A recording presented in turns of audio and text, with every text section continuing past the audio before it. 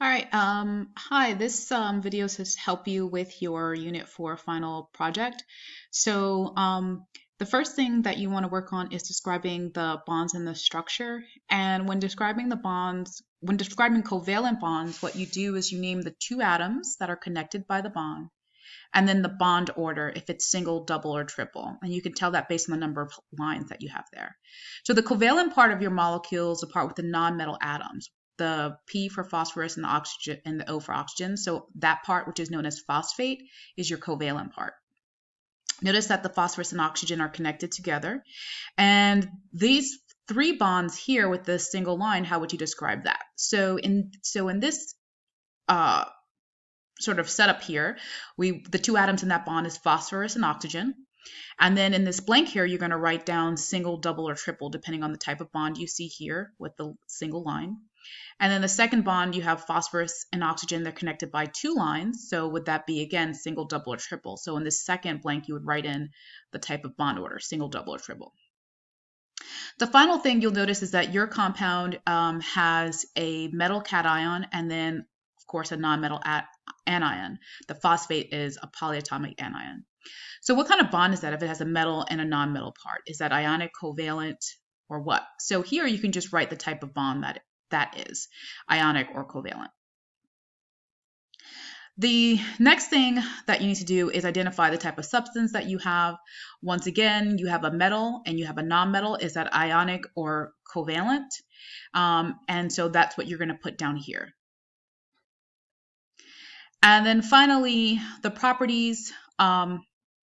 I should say the next thing is the properties. Based on what you wrote above, if it's ionic, what kind of properties do you expect it to have? And if it's covalent, what kind of properties do you expect it to have? Now, all that information is in the unit for, I think that was day 9, part 2 review. So the unit for day 9, part 2 review, this is the page that you would use to sort of help you with identifying the type of substance. If you have metal atoms only, then it's metallic. If you have metals and nonmetals, it's ionic. And if you have nonmetals only, it's covalent. So that's the page that will help you with this part, the type of substance. Now, in terms of the properties, based on what you wrote in the type of substance that you have, if it's ionic or covalent, you would go to, it begins on slide 12, but none of us will have metals.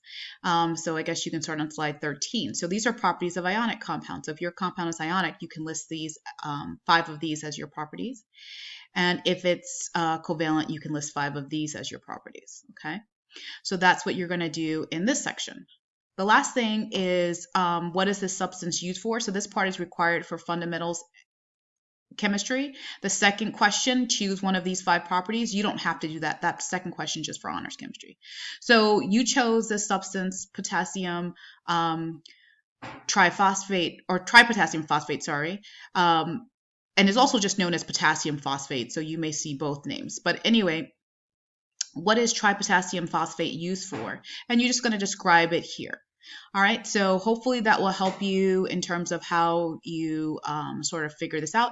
I am going to link this PDF of the slides to help you if you need that as a review. The PDF of the slides, I believe, also include how to describe bonds in structures. So examples of that will start on slide 20 or so. So if you need more help with describing the bonds than what I gave you, there's examples there. All right, have a quality day.